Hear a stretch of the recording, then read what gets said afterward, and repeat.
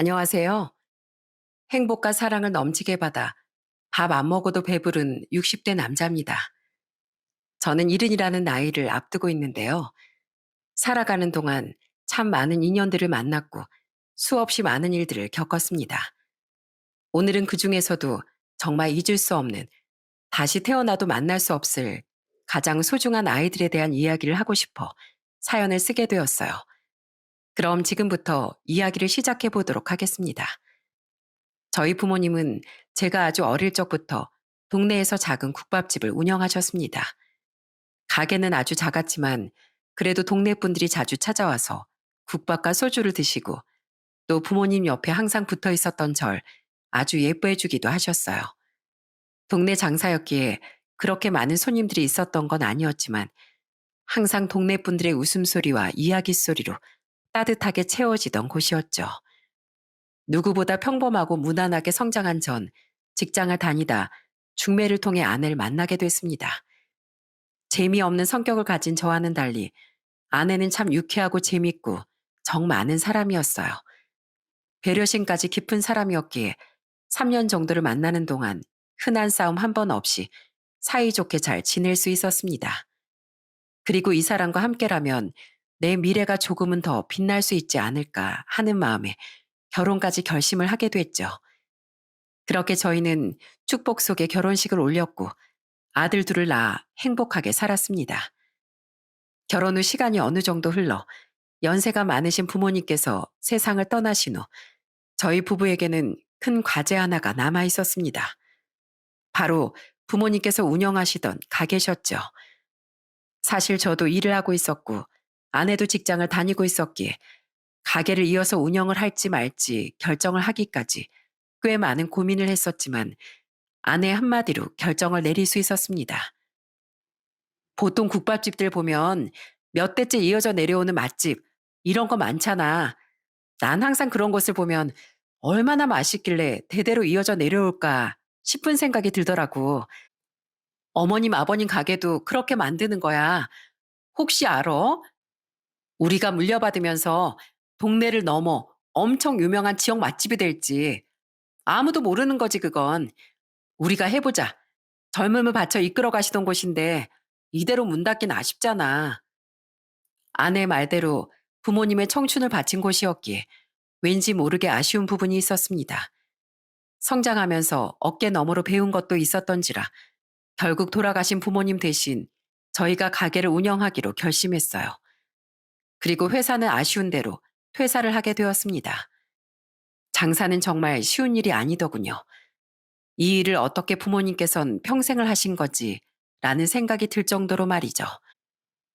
가게를 물려받고 나서 아름아름 입소문이 퍼져 동네 장사가 아니라 다른 곳에서도 찾아와 주는 손님들이 제법 있었는데 그 중에서는 맛있게 식사를 하고 가시는 분도 계셨지만 진상을 부리는 손님들도 있어 난처한 적이 많았습니다. 그래도 장사라는데 쉬운 일이 어디 있겠나 싶은 마음에 저와 아내는 인상 한번 찌푸리지 않고 늘 웃으면서 일했어요.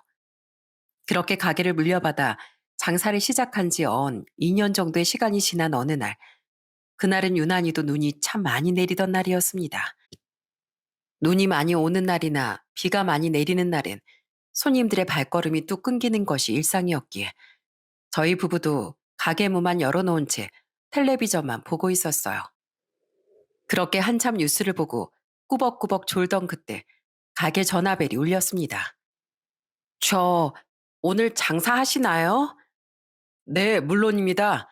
저희는 비가 오든 눈이 오든 태풍이 불든 연중 무휴로 영업하고 있습니다. 다행이다. 그럼 혹시 소머리 국밥 한 그릇만 배달해 주실 수 있나요? 소머리 국밥 한 그릇이요? 예, 주소 좀 불러주시겠어요? 앳된 목소리에 당황했지만 부모님 대신 주문하는 아이들이 많으니 그런가 보다 하고 생각했습니다. 저는 따뜻한 국밥을 한 그릇 푹 끓이고 아이가 불러준 주소로 배달을 갔습니다. 20년 전이었기에 배달 어플이고 대행이고 그런 것이 없었기에 항상 배달 주문이 들어오면 직접 배달을 가곤 했답니다. 그렇게 도착한 그곳은 작은 판자촌 같은 곳이었어요. 아파트들이 빼곡하게 들어서는 요즘 같은 시대에 아직도 이런 곳이 있구나 싶었죠. 그렇게 천천히 계단을 오르던 중 슬리퍼와 내복만 입은 채 오들오들 떨고 있는 두 명의 아이가 눈에 들어왔습니다. 국밥을 시킨 아이들인가 싶어 저는 빠르게 다가가 아이들에게 물었어요. 혹시 국밥 주문한 아이들이니? 네, 맞아요. 안녕하세요.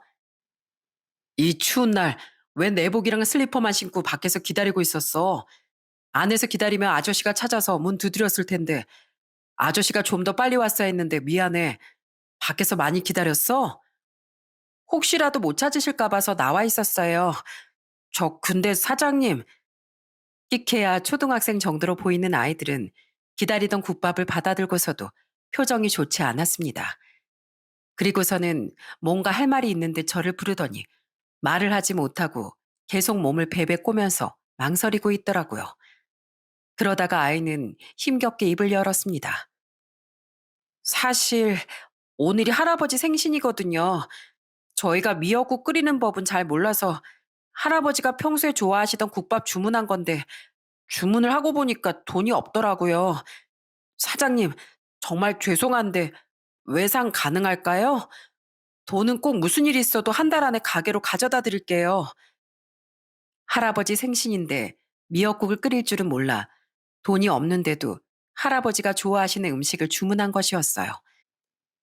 외상을 떠나 아이들의 마음이 너무 예쁘게 느껴져 국밥값은 안 받아도 그만이라는 생각이 들 정도였습니다. 말을 꺼내고 나서도 미안한지 아이들이 죄인처럼 고개를 푹 숙이고 있길래 저는 아이의 손에 국밥을 들려주고서 이렇게 말했습니다. 할아버지 생신이라 좋아하는 음식 시켜드릴 생각도 하고 기특하네. 국밥값은 안 줘도 돼. 아저씨가 할아버지께 드리는 선물이라고 칠게. 네? 정말요? 그럼 정말이지. 할아버진 지금 어디 계시니? 얼굴 뵙고 인사라도 드리고 싶은데. 할아버진 지금 방 안에 누워 계세요. 들어오세요. 아이들은 국밥을 받아들고서 밝은 표정으로 집 안에 들어갔고 저도 아이들을 따라 집 안으로 들어갔습니다. 방문이 열리자 조그마한 방에 잔뜩 야윈 어르신이 이불을 덮고 누워 계시더군요. 큰아이는 자연스럽게 할아버지 옆에 상을 펴서 차리기 시작했고 작은 아이는 할아버지를 천천히 일으켰습니다. 이게 웬 국밥이야? 어디서 났어? 어르신, 안녕하세요. 국밥 배달 왔습니다. 난 배달을 시킨 적이 없는데 아이들이 어르신 생신이라고 주문했더라고요. 생신 축하드립니다, 어르신. 식기 전에 얼른 드셔보세요. 저희 국밥은 따뜻할 때 먹어야 제맛이거든요. 아이고, 미안해요. 우리 집 찾아오기 힘들었을 텐데 우리 손주들이 괜한 민폐를 끼친 건 아닌가 모르겠네. 어디 보자. 국밥값이 이미 계산은 끝났습니다, 어르신. 애들이 기특하게 용돈을 꼬박꼬박 모아온 것 같더라고요. 그러니까 어르신은 맛있게 드셔주시기만 하면 됩니다. 그럼 전 이만 가보겠습니다. 고마워요. 눈도 많이 오는데 조심히 가세요. 그렇게 국밥 배달을 하고 내려가는데 생각해보니 식사는 할아버지 것만 있고 아이들 것은 없더라고요. 아이들은 끼니를 어떻게 해결하지 싶어 저는 급히 아내에게 국밥 두 그릇만 얼른 포장해달라고 전화를 걸었고 가게 도착하자마자 아내가 포장해둔 국밥을 들고서 다시 그 아이들의 집으로 향했습니다. 어? 아저씨 또 오셨네요? 아저씨가 생각해보니까 할아버지 식사만 있고 너희가 먹을 건 없는 것 같아서 자, 여기 국밥 두 그릇 서비스다. 니네 마음이 너무 예뻐서 주는 거야. 아참, 아저씨가 이걸 안 물어봤네. 너넨 이름이 뭐니? 우와, 감사합니다. 제 이름은 김민호고요. 동생 이름은 김소영이에요. 전 13살, 그리고 동생은 12살이에요. 감사히 잘 먹겠습니다, 아저씨. 아이들은 국밥을 받아들고 좋아했고, 저는 그 모습을 보며 뿌듯한 마음으로 내려왔습니다. 그런데 그날 이후 이상하게 계속 마음이 쓰이는 거예요.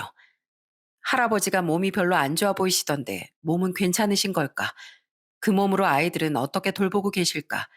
끼니는 굶지 않고 잘 챙겨 먹고 있는 걸까? 고작 하루, 아니 몇 시간도 채 안 본 아이들인데도 괜스레 마음이 쓰이더라고요. 그래서 저는 속마음을 아내에게 조심스럽게 털어놓았습니다. 며칠 전에 외근 눈 많이 오던 날 국밥 주문 들어와서 배달 갔었잖아. 그런데 그 집 할아버지가 몸이 많이 불편해 보이시더라고. 아이들도 아직 너무 어려 보이고 보고 온 뒤로부터 계속 눈에 밟히네. 나 너무 오지랖 부리는 것 같나? 뭘 그렇게 어렵게 생각하고 있어. 다시 찾아가 보면 되지. 할아버지 국밥 좋아하신다면서 국밥 싸들고 애들 먹을 것까지 같이 해서 찾아가 봐. 아무도 오지랖이라고 생각 안 하니까 당신 마음 끌리는 대로 해. 아내의 말을 듣고서야 결단을 내릴 수 있었습니다. 그렇게 3일 정도 지났을 무렵 저는 할아버지께서 좋아하는 국밥과 아이들이 좋아할 법한 돈가스 정식 2개를 포장해 다시 할아버지 댁으로 찾아갔어요. 조심스럽게 문을 두드리자 아이들이 나왔고 대문 앞에서 먹을 걸 바리바리 싸들고 온 저를 보고선 환히 웃으며 인사를 하더라고요. 안녕하세요, 아저씨. 어쩐 일로 오셨어요? 지나가던 길에 들렀지. 할아버지 계시니?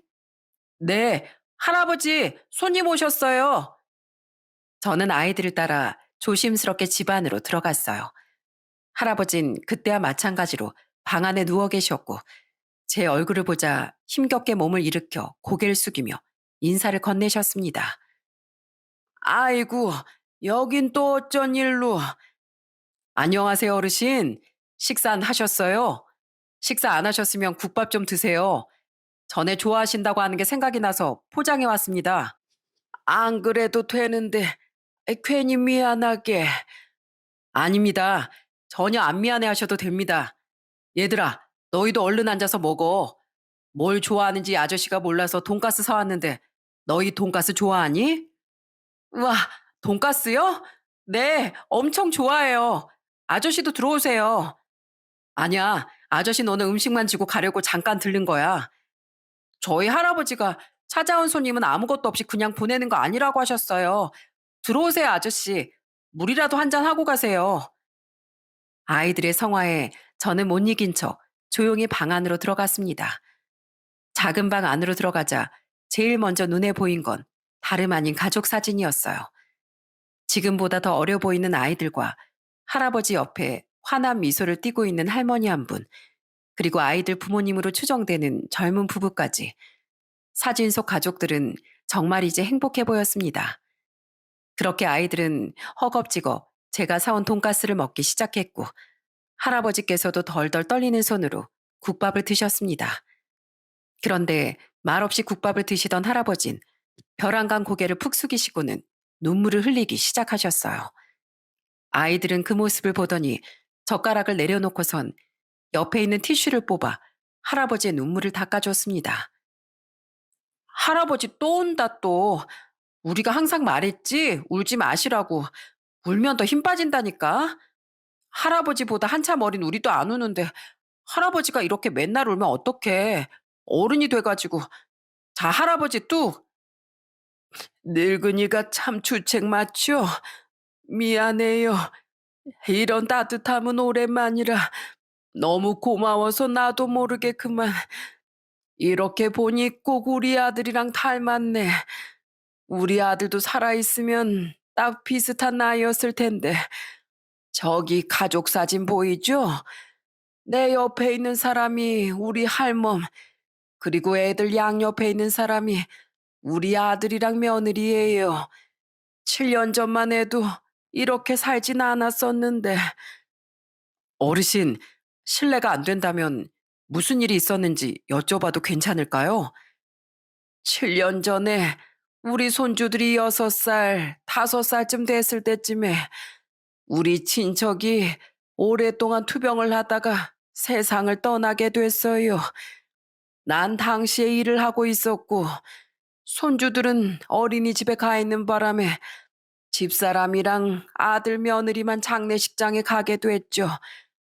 그리고 몇 시간쯤 지났을까 전화가 오더라고요. 고속도로에서 사고가 나서 집사람이랑 아들 며느리가 그 자리에서 죽었다고. 누가 장난을 치는 줄 알았지. 아침까지만 해도 인사 잘하고 돌아오겠다던 가족들이 그렇게 죽었다는 연락을 받았는데 실감이 나겠어요. 텔레비전을 보다 보면 가끔 일가족이 교통사고가 나거나 어떤 사고로 인해 사망했다는 기사를 종종 접하곤 하잖아요. 그런 걸 볼 때마다 가슴이 쩌릿했는데 할아버진 그 일을 직접 겪으셨다니 물결이 목소리로 하나하나 말씀을 해주시는데 얼마나 힘드셨을까 하는 생각에 마음이 찢어질 듯 아파왔습니다. 우리 아들이 얼마나 효심이 깊었는지 몰라요. 첫 취업했을 때 얼마 안 되는 월급 쪼개고 쪼개 저축하고 그 남은 돈으로 우리한테 빨간 내복을 사줬어요. 원래 첫 월급 타고 나선 부모님한테 내복 선물해 주는 거라면서 그리고 매달 30만 원씩 우리한테 용돈도 쥐어주고 회사에서 맛있는 거라도 나눠주면 꼭 안 먹고 집에 가지고 와서 우리랑 나눠 먹고 하던 놈이에요, 그 놈이. 우리 며느리도 참 선하고 좋은 아이였는데 착한 사람은 꼭 빨리 데리고 간다는 소리가 있잖아요. 하늘에서 집사람이랑 아들 며느리가 절실하게 필요했나 보더라고요. 그런 일이 있었군요.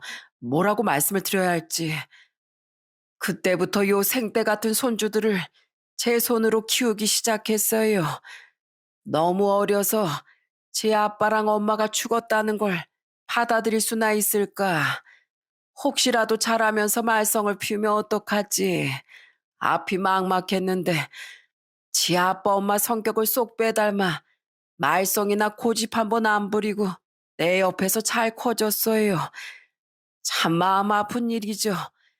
이거 먹고 싶다, 저거 먹고 싶다 하면서 투정 부릴 나이인데 너무 빨리 철이 들었나 싶기도 하고. 그래도 다행이에요.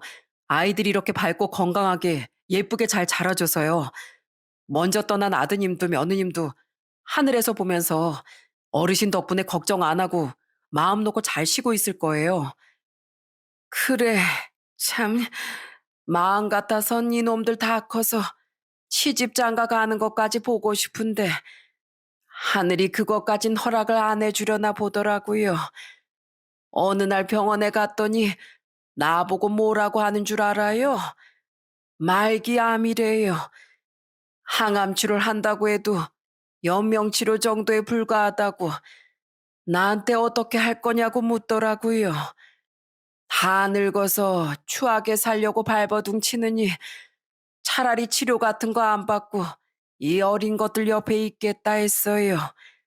비록 혼자서 움직이는 것조차 힘들지만 그래도 우리 손주들 크는 거 하나하나 눈에 담아가면서 힘들게 살고 있습니다. 죽을 날 받아놓은 늙은이가 말이 많죠? 아유, 우리 아들 같아서 나도 모르게 그만 불편했다면 미안합니다. 아니요, 하나도 안 불편합니다. 오히려 사정을 알게 돼서 마음 편하고 좋아요. 힘든 기억 꺼내기 어려우셨을 텐데 말씀해 주셔서 감사합니다, 어르신.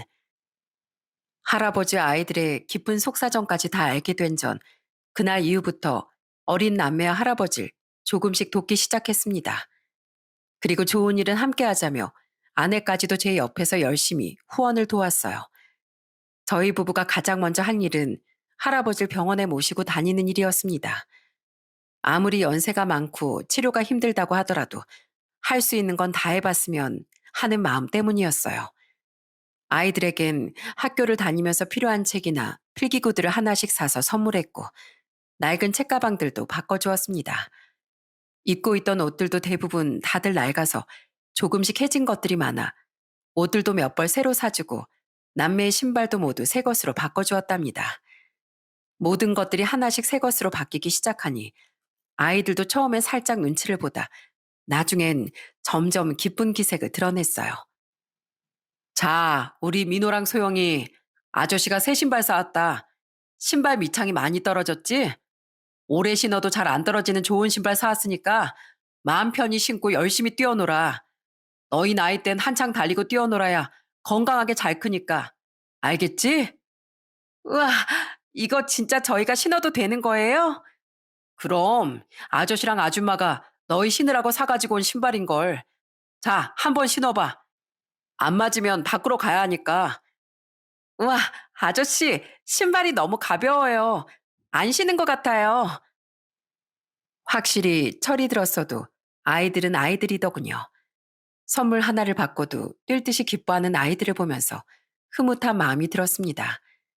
그렇게 할아버지네 가족들과 좋은 인연을 이어가던 어느 날, 할아버지께선 제게 전화를 걸어 가족 사진을 찍을 수 있게 도와달라는 말씀을 하셨어요. 가족 사진이요? 가족 사진. 그래도 내가 살아있을 때 우리 손주놈들하고 사진 하나 남겨놓으면 참 좋을 것 같아서 나중에 나 죽고 없으면 우리 손주들이 나 보고 싶을 때 사진 보면서 추억할 수도 있고 도와줄 수 있겠나? 물론이죠, 어르신. 제가 도와드릴게요. 할아버지 부탁에 저는 스스럼 없이 도움을 드리겠다고 대답했습니다.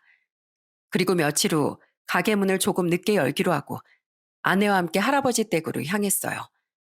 할아버지께 드릴 새 양복도 준비해서 말이죠. 집에 도착해 할아버지께 양복을 선물해 드리니 할아버진 당황하며 선물을 거절하셨습니다. 곧 죽을 늙으니까 이렇게 좋은 양복을 입어서 뭐해. 그냥 난 입던 거 입으면 돼. 괜찮어. 에이, 어르신. 가족 사진은 평생 남잖아요. 이왕 찍으실 거면 머리도 무스 발라서 멋있게 올백으로 넘기시고 새 양복 입고 멋있는 모습으로 찍으셔야죠. 그리고 이거 별로 비싼 거 아니고 저희가 드리고 싶어서 드리는 거니까 부담 없이 받아주세요. 아유, 참 미안하게. 저희 부부의 끈질긴 부탁 끝에 할아버지 못 이긴 척 새 양복을 받아주셨고 그렇게 가족 사진을 무사히 촬영할 수 있었습니다. 저희 부부는 사진을 가장 큰 액자에다가 넣어달라고 한 뒤 비용까지 모두 결제하고서 할아버지께 선물로 전해드렸어요. 액잘 뭐 이렇게 큰 걸 했어. 작은 걸로 해도 되는데 이렇게 큼지막하게 뽑아야 가족 사진이다 하는 게 티가 나죠. 어때요, 어르신? 잘 나왔죠? 허, 그래. 아주 선명하게 잘 나왔네. 고마워. 둘 다 바쁠 텐데 이 늙은이 부탁도 이렇게 다 들어주고. 아니에요. 저희도 도와드리고 싶어서 도와드린 건데요, 뭘.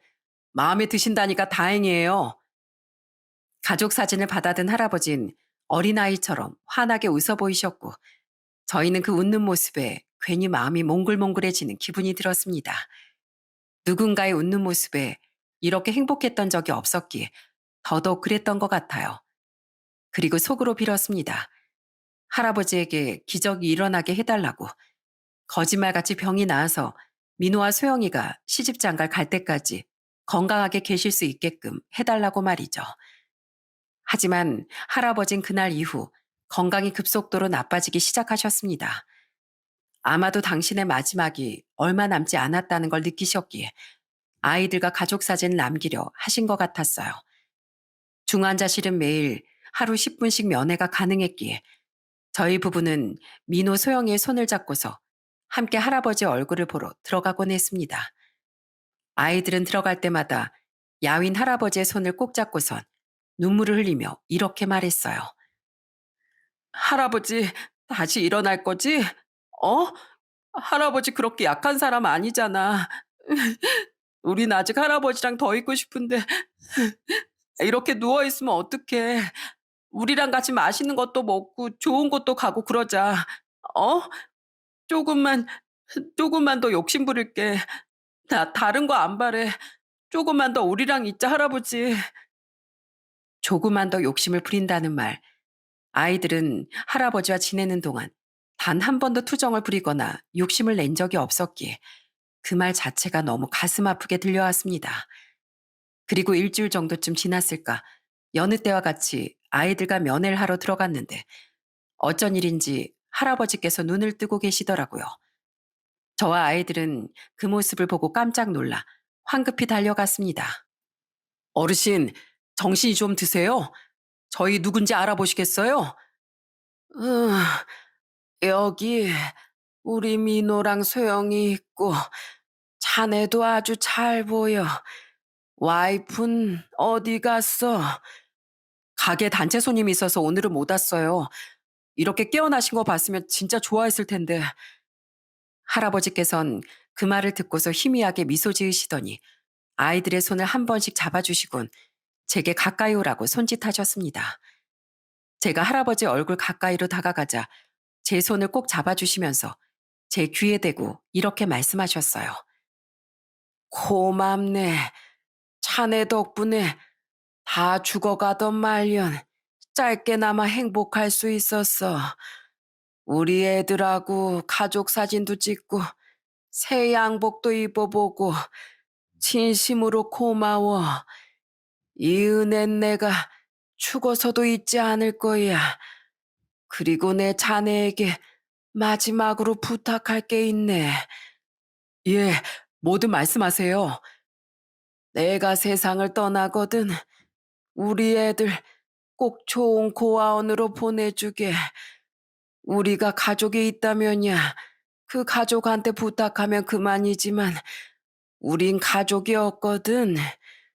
내가 죽고 나면 손주들은 혼자 남아.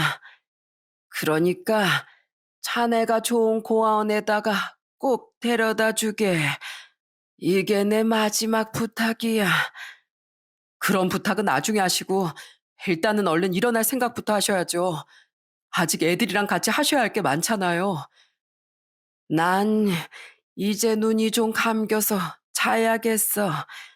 금쪽 같은 내 손주들 잘 부탁하네.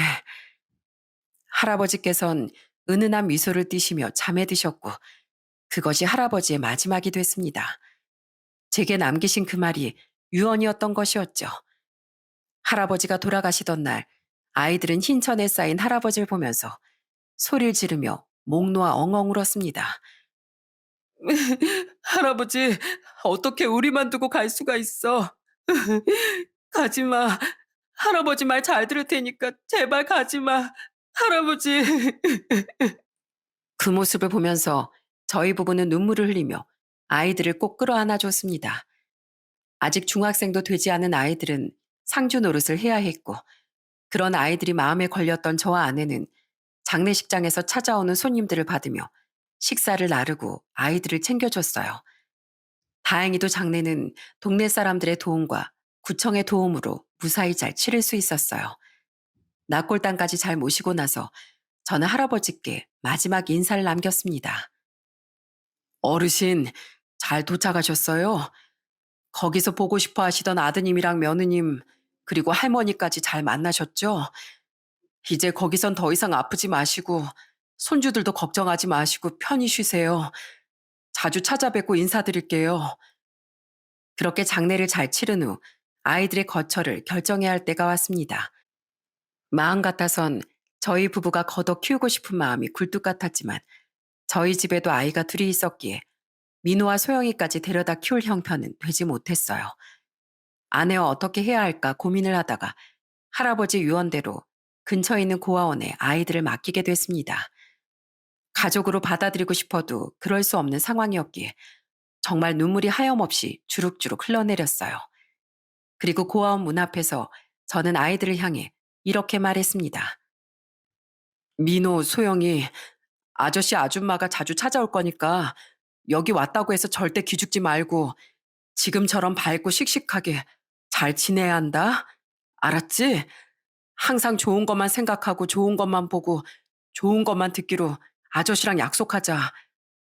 네, 아저씨, 걱정하지 마세요. 절대 기죽을 일 없을 거고 소영이 지키면서 잘 지내고 있을게요. 그리고 혹시나 해서 말씀드리는 건데 저희 절대 두 분 원망 안 해요. 그러니까 너무 걱정하지 마세요. 우리 민호 다 컸네.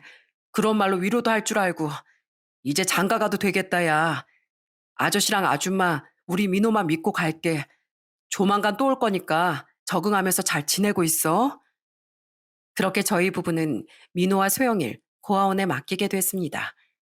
그리고 2주에 한 번 정도는 꼭 아이들이 있는 고아원으로 찾아갔어요. 그곳엔 민호 소영이처럼 어려운 사정을 가지고 있는 아이들이 정말 많았기에 아이들과 함께 놀아주기도 하고 고아원에 쌀을 비롯한 각종 음식들을 기부하기도 하고 달마다 국밥집 수익의 10% 정도를 후원하기도 하면서 저희가 할 수 있는 모든 것들을 해나갔습니다. 저희는 그 안에서 진영이, 준영이, 혁준이라는 세 명의 아이들을 더 만날 수 있었어요. 항상 고아원으로 찾아가면 민호와 소영이 옆에 꼭 붙어 있었기에 눈길이 안 갈 수가 없는 아이들이었죠. 특히나 진영인 처음엔 낯을 많이 가렸었는데 갈 때마다 항상 아내가 옆에서 챙겨주니 서서히 마음을 열어줬습니다. 어느 날은 아이들과 함께 시간을 보내다가 어떻게 하다 고아원으로 들어오게 되는지에 대해 물어봤는데 세 아이들 모두 다 각자의 깊은 사정을 가지고 있었어요. 저는 아빠라는 사람이 세상에서 제일 싫어요. 시한부 선고를 받은 엄마 몰래 바람 피다가 엄마가 돌아가시자마자 제 손을 잡고 여기로 데리고 왔어요. 자긴 저를 혼자서 잘 키울 자신이 없다면서 혁준아, 아빠를 용서해 하면서 눈물 흘리는데 제가 아무것도 모르는 줄 알더라고요. 나이는 어려도 다 기억해요. 아빠가 바람핀 여자를 데리고 집에서 무슨 짓을 했는지 아직도 그것만 생각하면 치가 떨려요. 전 여기에 엄청 아기 때 들어왔대요. 예전에 고아원에서 제일 나이가 많았던 형이 말해줬어요. 고아원에 맡긴 것도 아니고 그냥 문 앞에다가 버리고 갔다더라고요. 준영이라는 이름도 수녀님께서 붙여주신 거예요. 가끔 생각해요. 절 버린 부모님은 잘 살고 있을까 하면서요. 아마 그런 부모님 밑에서 자랐어도 행복하지 않았을 것 같긴 하지만요.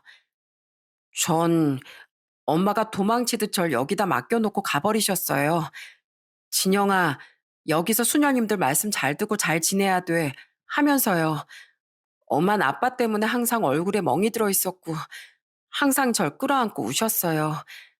헤어지는 그날도 언젠가 데리러 오겠다고 하면서 뒤도 돌아보지 않고 절 여기 맡겨두고 가셨어요. 고아원의 모든 아이들이 이러한 사정을 가지고 있었을 테지만 민호 소영이와 가장 가까이 붙어 있어서 그런지 유독 그 세 아이들에게 마음이 많이 끌리더라고요. 저희는 다섯 아이들을 자주 데리고 나가서 저희 국밥집에서 국밥과 수육 순대를 푸짐하게 먹여주기도 하고 아이들의 생일이 다가오면 생일 선물을 안겨주기도 하고 가끔은 다 같이 나들이 가기도 하는 등 행복한 추억을 안겨줬습니다. 각자 부모에게서 받은 상처가 저희로 인해 조금씩 아물기를 바라는 마음으로 말이죠. 그렇게 자주 얼굴을 보고 추억을 쌓으니 아이들은 저희 부부를 삼촌 이모라고 부르기 시작했습니다. 그리고 시간을 흘러 소영이를 제외한 모든 아이들이 성인이 되어 고아원을 떠나게 됐습니다. 긴 세월을 고아원에서 보냈지만 한 번도 삐뚤어짐 없이 잘 자라준 아이들이 그저 기특하더라고요. 그래서 아이들이 고아원에서 나오던 날 저희 부부는 가게에서 성인이 된 기념 그리고 고아원을 나오게 된 기념으로 조촐한 파티를 열어줬습니다. 오랜 시간 동안 고아원에서 산다고 고생했다 얘들아. 이건 삼촌이랑 이모가 주는 선물이야. 성인 될 때까지 한 번도 말썽 안 피우고 예쁘게 잘 자라줘서 너무 고맙다. 자, 다들 케이크 촉 끄기 전에 소원 빌어야지. 원래 소원은 직접 말해야 이루어지는 거 알지? 각자 소원들 하나씩 말해봐. 어, 저는 간호사가 될래요. 아픈 사람들 치료해주는 간호사. 오빠들이랑 언니도 빨리 소원 빌어. 초 다 녹겠다. 어, 저는 대학에서 열심히 공부해서 대기업에 들어가는 게 소원이에요. 저는 공무원이요. 저는, 그냥 좋은 직장 들어가게 해달라고 빌게요. 저도요, 좋은 직장 들어가서 돈 많이 벌 수 있게 해주세요. 아이들은 저마다 케이크 앞에 두 손을 모으고서 소원을 빌었습니다.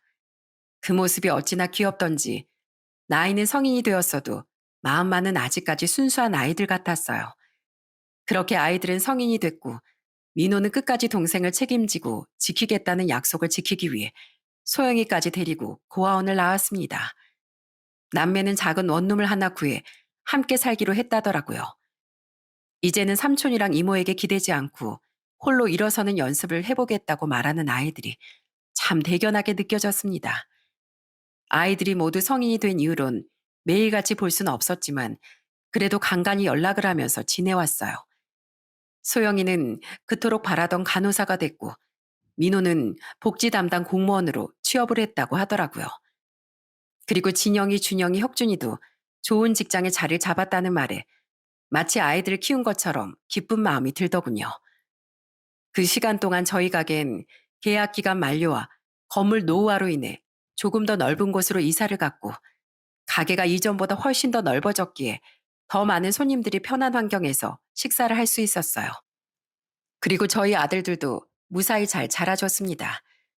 큰아들과 작은아들 둘 다 올곧은 성격을 가지고 있었기에 성장하는 동안 저희 부부 속 썩이는 일 한 번 없이 건강하게 잘 자라줬고, 대학 졸업 이후 사업을 하던 큰아들은 좋은 배필을 만나 장가를 갔습니다. 자식들이 별탈 없이 잘 자라서 본인 밥벌이도 하고 또 좋은 짝을 만나 결혼까지 하니 이제는 더 바랄 게 없겠다 싶었어요. 그렇게 평범한 일상을 보내던 어느 날, 큰아들이 갑자기 제게 이런 부탁을 했습니다. 아버지, 제가 지금 사업이 너무 많이 힘들어졌는데 이거 못 막으면 다시 일어서기가 어려울 것 같아요. 대출도 어렵고 정말 염치 없지만 아버지께서 조금만 도와주실 수 있을까요? 정말 많이 힘들어서 아버지 못난 부탁드려서 죄송합니다. 아휴, 아니다. 네가 오죽하면 나한테 찾아와 이런 부탁을 다 하겠냐. 그래, 힘들 때 이렇게 아버지 찾아와 솔직하게 털어놔줘서 고맙다. 내가 도와줄 수 있는 만큼 도와주마. 그렇게 저희 부부는 가지고 있던 재산 중 3분의 1을 털어 큰아들에게 돈을 빌려줬고, 그 소식을 들은 작은아들도 본인이 보고만 있을 수만은 없다며 대출까지 받아 큰아들에게 돈을 빌려줬습니다. 한 번에 드라마틱하게 상황이 나아지진 않았지만 그래도 저희 부부와 작은아들이 빌려준 돈 덕분에 급한 불은 끌 수 있었던 것 같더라고요. 그로부터 7개월이 지난 어느 날, 저희 부부에게는 말도 안 되는 청천벽력 같은 일이 일어나고 말았습니다.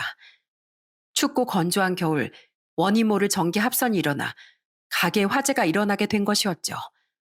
다행히 가게 문을 닫은 늦은 새벽 시간이기도 하고 단독 건물이라 인명피해나 다른 건물에 피해를 입힌 건 없었지만, 가게는 정말 집기 하나 남기지 않고 싹 다 타버려 앙상한 뼈대만 남게 됐습니다.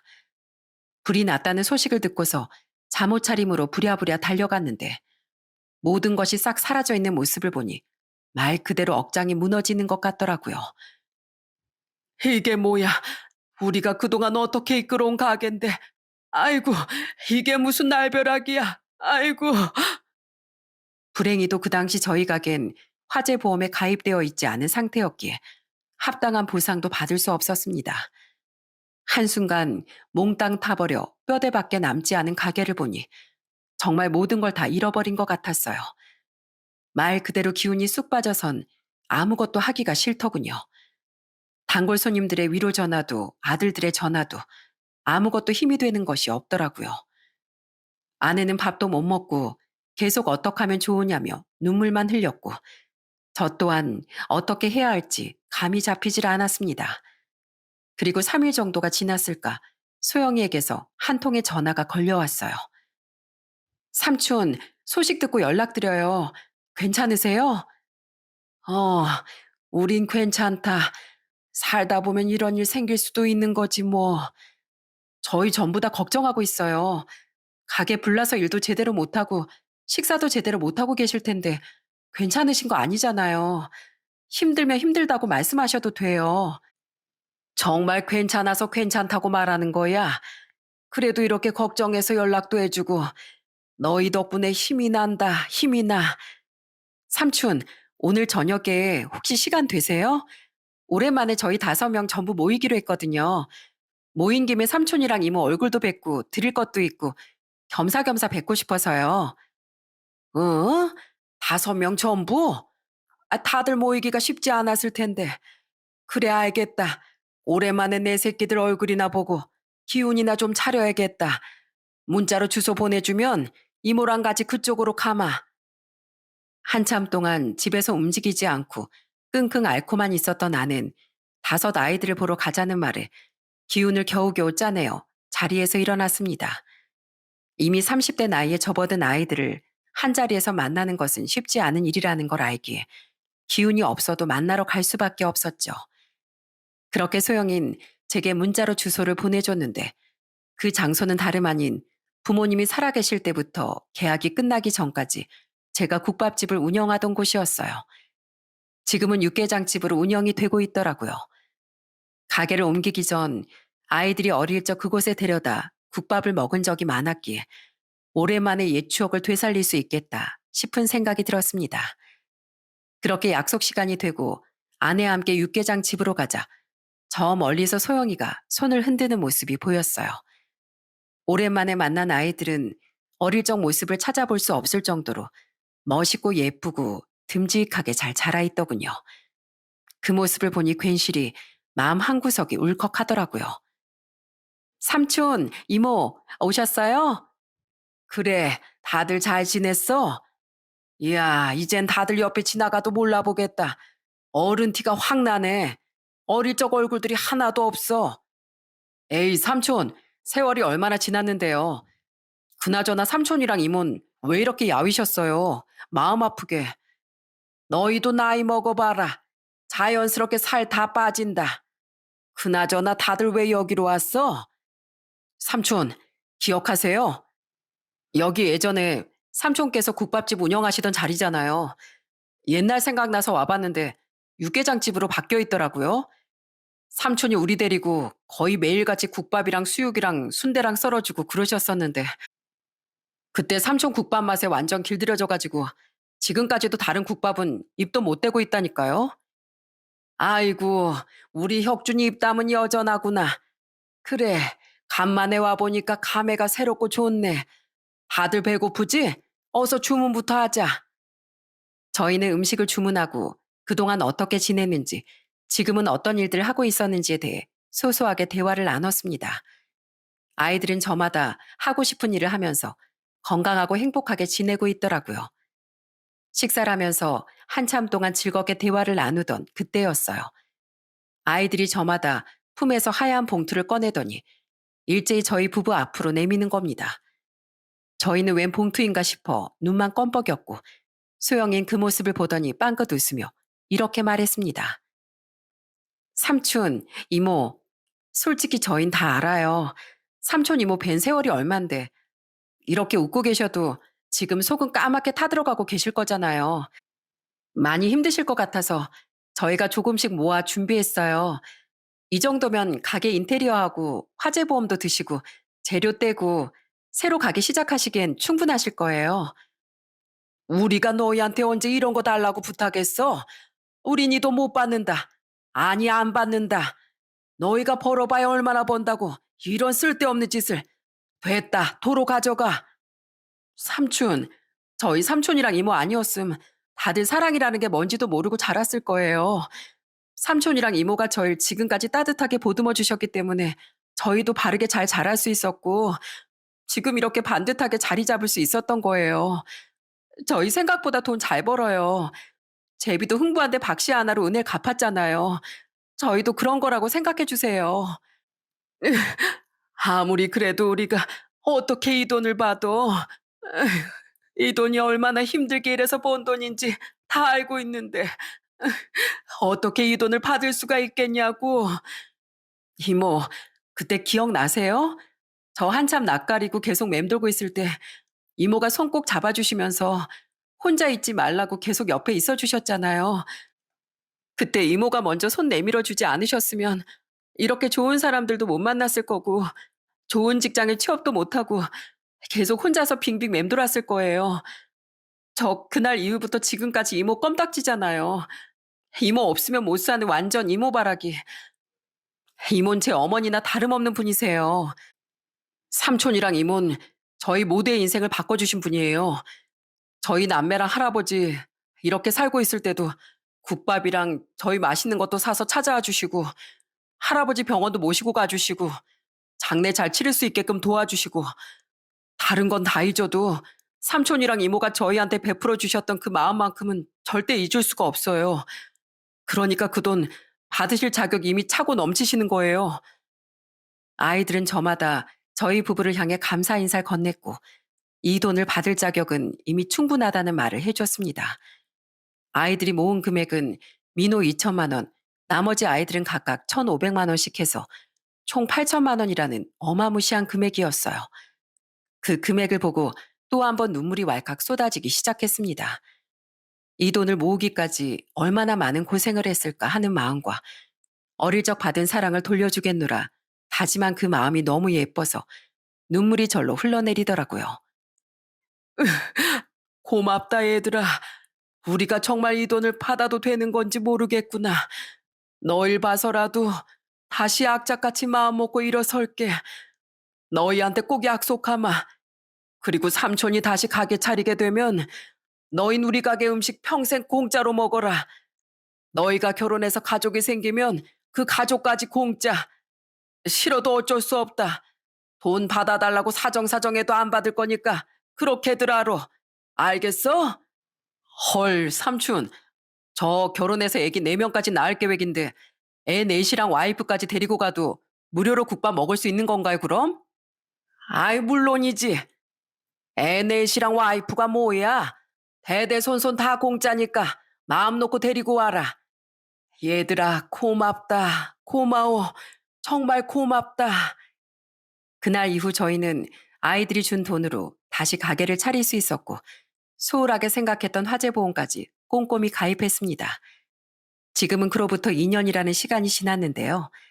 5 아이들 중 민호와 진영이가 각자 시집 장가를 가게 됐답니다. 민호의 결혼식 땐 제가 주례를 서줬고 진영이가 결혼을 할 땐 제 팔짱을 끼고서 입장했어요. 그날 진영인 신부 화장이 다 지워질 정도로 눈물을 펑펑 쏟았습니다. 저도 진짜 딸을 시집 보내는 기분이어서 눈물이 찔끔 나더라고요.